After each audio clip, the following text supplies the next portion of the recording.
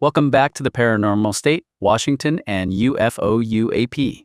With Makāula Nakae, a lifelong experiencer and ET contactee since 1990. Today's episode, 1943 to 1945, Wenceslaus Mine, Poland. Anatomy of the legend. Inside the Wenceslaus Mine and the Henge, welcome to Ground Zero for the wildest corners of Nazi esoteric tech lore.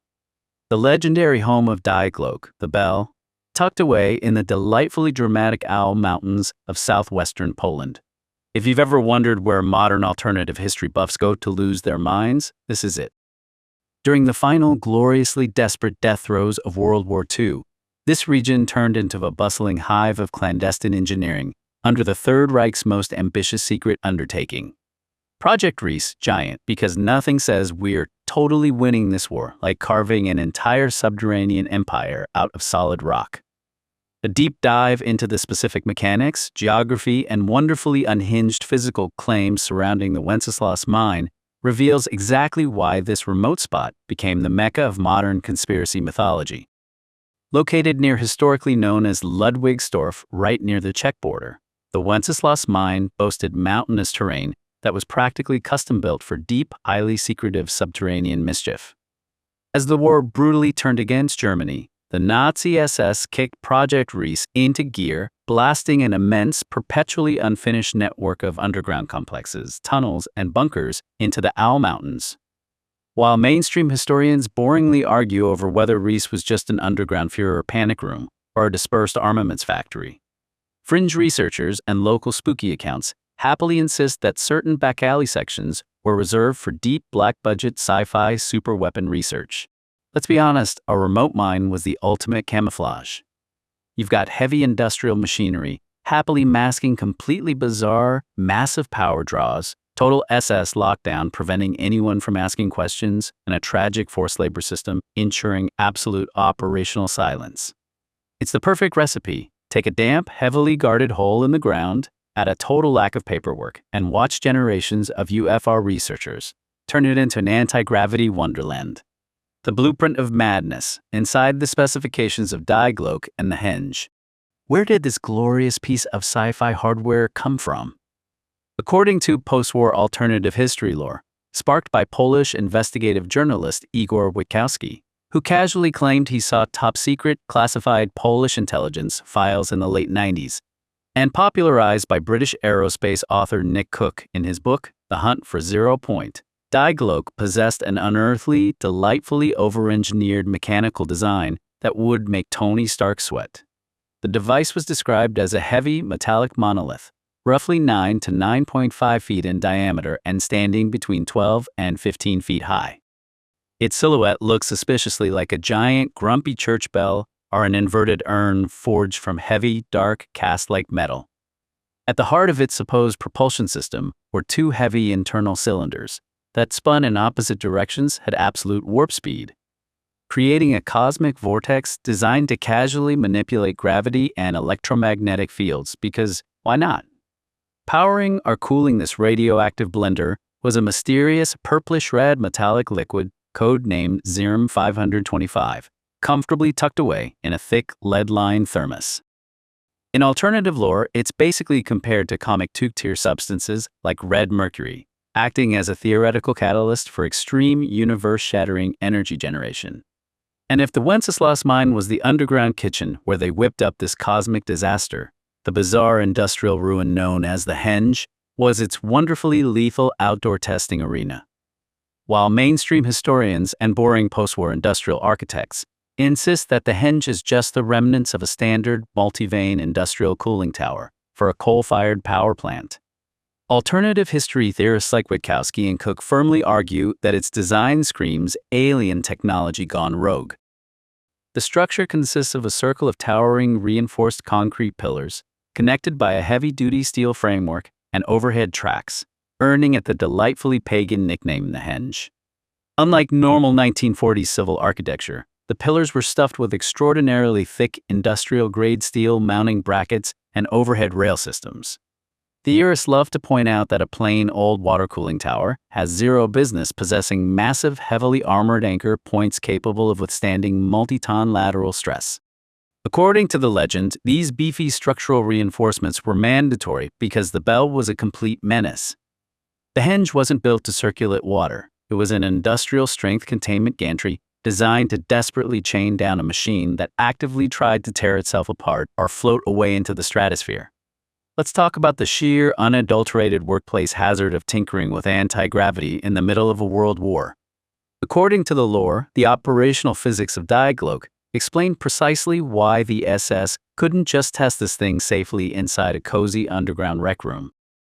Because the bell supposedly ran on counter-rotating cylinders spinning at hypersonic speeds, while happily marinating in that spicy, radioactive purplish-red metallic juice, Xerum 525.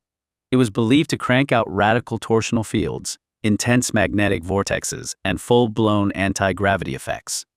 Think about it. If the device achieved even a fraction of the lift or radical electromagnetic chaos claimed by the legend, an unanchored bell would have violently pinballed off the laboratory walls, flattened its handlers into pancakes, or simply floated off into the upper atmosphere like a very expensive, highly radioactive balloon.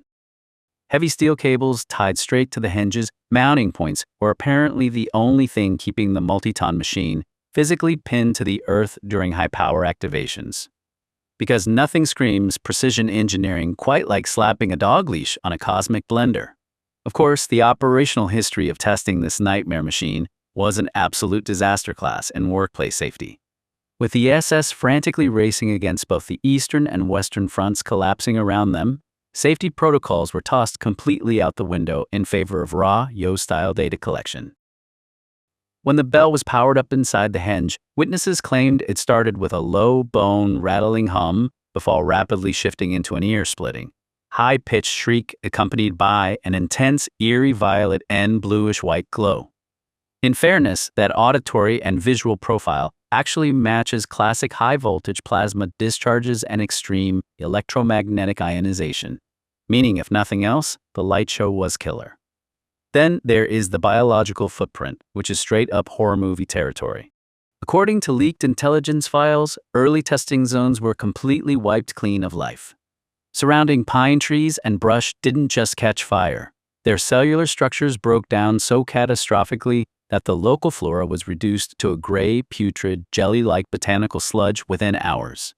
Truly, Mother Nature's worst nightmare. The crew, comprising enslaved prisoners, SS technicians, and specialized physicists, suffered cataclysmic casualties. Anyone exposed to the active bell allegedly suffered rapid tissue degradation, internal hemorrhaging, and sudden neurological collapse. Legend even claims victims' blood crystallized or separated inside their veins, while survivors of the immediate test usually died days later from mysterious total system organ failure. It turns out that trying to bend the fabric of spacetime with a rogue church bell and some spicy red liquid is a fantastic way to violate every single health and safety regulation ever written. The Great Escape and the brutal reality check. What really happened to the bell? As the Red Army aggressively bulldozed its way across Poland in early 1945, the Nazi SS decided it was time to execute a classic scorched earth exit strategy for Project Riese. According to the lore, the bell was lovingly dismantled, packed into crates, and spirited away to some ultra-secret destination, usually rumored to be hidden U-boat bases under the Antarctic ice or a cozy, classified redoubt high up in the Andes. Naturally, all the human witnesses were systematically silenced because nothing protects operational security, quite like throwing a continent-wide vanishing act. Today, the henge stands all by its lonesome in the Polish forest, a weathered, moody circle of concrete that continues to spark fierce theological debates among conspiracy buffs. Is it the skeletal remains of a mundane 1940s industrial cooling tower, or the haunting radioactive footprint of humanity's very first catastrophic brush with anti-gravity tech gone horribly, gelatinously wrong? While the tale of a glowing anti-gravity Nazi superweapon tethered to a concrete dog leash in the Owl Mountains makes for an absolute masterclass in techno-thriller fiction, it hits a rather abrupt brick wall when it enters the cold, fluorescently halls of institutional science. Once you blow away the thick fog of espionage lore and fringe storytelling, the legend of the bell collides face first with a mountain of rigorous historical and structural skepticism. Let's break down the major reality checks. Structural experts who have carefully poked around the circular concrete ruin at the Wenceslaus Mine point out that its design matches known boring 1940s industrial architecture. Far from being an armored anti-gravity launch pad, the Henge bears all the classic hallmarks of a multi-vane industrial cooling tower base or a heavy structural foundation meant to support a large water circulation system for the local coal mine and synthetic fuel complex. Those heavy anchor points? Standard practice for bolting down massive, violently vibrating industrial turbines, generators, or water pumps, not for wrestling rogue supernatural church bells into submission. Perhaps the most damning argument against the reality of the bell is the completely deafening silence of the archives. Despite the Allies capturing millions upon millions of pages of hyper-detailed Nazi documents, including the secret files of the SS, Albert Speer's ministry, and esoteric research units like the Kaiser Wilhelm Institute, not a single wartime blueprint, memo, receipt, or intelligence report mentions a device named Die Glocke or its spicy red juice, Xerum 525.